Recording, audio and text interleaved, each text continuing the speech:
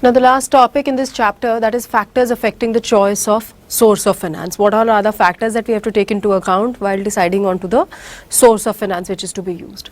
Number one being cost. Now there are two costs that we are going to be talking about here. That is the cost of procuring the funds and the cost of using the funds. We have to make sure at all points of time that both of these costs, they must be less than the benefits that you are going to derive from that particular source of finance, right? Secondly, financial strength and stability of operations. Now when we talk about these fixed charge sources of finance, that is your loans from the commercial banks or your debentures, you know, जिसके ऊपर compulsorily तुम्हें interest तो हर समय देना ही देना है. Every year you have to give, whether you are earning profit or you are earning a loss.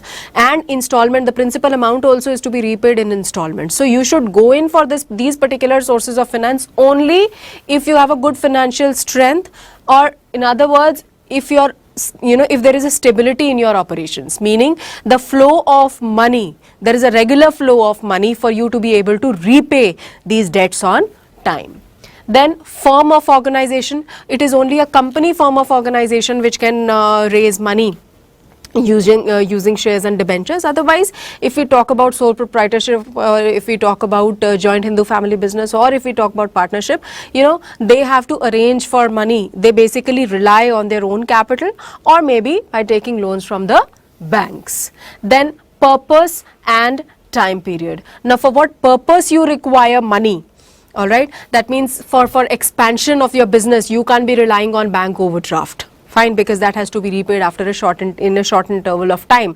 So depending upon the purpose for which you require money, you have to choose the source of finance. If I require money for a period of about 10 to 25 years, then definitely it's better to go in for loan from financial institutions, right? But if I require money only for a period of 0 to 3 years, then definitely public deposits is a better source of finance.